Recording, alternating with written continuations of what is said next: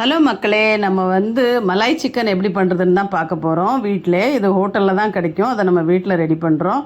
சிக்கனை போட்டுக்கோங்க, நல்லா கழுவி. சிக்கன் விங்ஸ் லெக்ஸ் இப்படி வாங்கினீங்கன்னா இன்னும் நல்லாயிருக்கும். இதில் நல்ல ஒரு 3 ஸ்பூன் தயிர் போட்டுக்கோங்க. அதுக்கப்புறம் நம்ம அதில் ஒரு மிளகாத்தூள் போடக்கூடாது, கலர் மாறிடும். அதனால் நம்ம கொஞ்சம் சிக்கன் மசாலா, கொஞ்சம் மிளகுத்தூள், கொஞ்சம் உப்பு இதெல்லாம் போட்டு கொஞ்சம் நேரம் நல்லா பிசைஞ்சு ஊற வச்சுருவோம். ஒரு மணி நேரம் நல்லா ஊறட்டும். அதுக்கப்புறமா திருப்பி இஞ்சி பூண்டு, கொத்தமல்லி, கொஞ்சோண்டு மிளகு, சீரகத்தூள் இதெல்லாம் நல்லா போட்டு நல்லா கொஞ்ச நேரம் ஊற விட்ருங்க. நல்லா எவ்வளோ நேரம் உங்கள்கிட்ட டைம் இருக்கோ ஊறினா இன்னுமே நல்லா வந்துடும். அப்புறம் பட்டர் போட்டுருங்க. பட்டர் நம்ம உங்களுக்கு பட்டரில் வேணாலும் ஃப்ரை பண்ணலாம், இல்லைன்னா நீங்கள் எண்ணெயிலையும் ஃப்ரை பண்ணலாம். இது அவங்கவுங்க சாய்ஸ் தான். இது பட்டரில் பண்ணால் இது வேறு டேஸ்ட்டாக இருக்கும், கொஞ்சம் இன்னும் நல்லாயிருக்கும், வேறு ஃப்ளேவர் வரும். பர்ஃபெக்ட் அந்த மலாய் சிக்கன்னா அதோட டேஸ்ட் வரும். அதனால தான் நான் இதில் போட்டிருக்கிறேன்.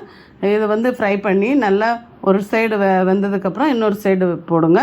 ஏன்னா இது நிறைய நம்ம எண்ணெய் ஊற்றி பொரிக்க தேவையில்லை. இது ஷாலோ ஃப்ரை தான்.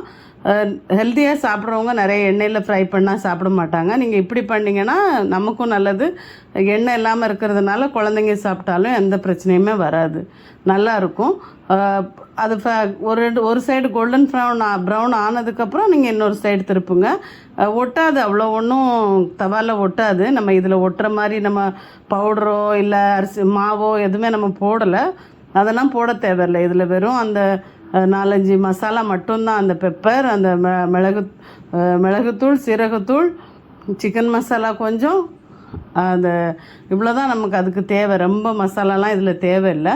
பாருங்கள், 2 பக்கமும் நல்ல கலர் மாதிரி வந்துருச்சு. அதுக்கப்புறம் இதை எடுத்துருங்க.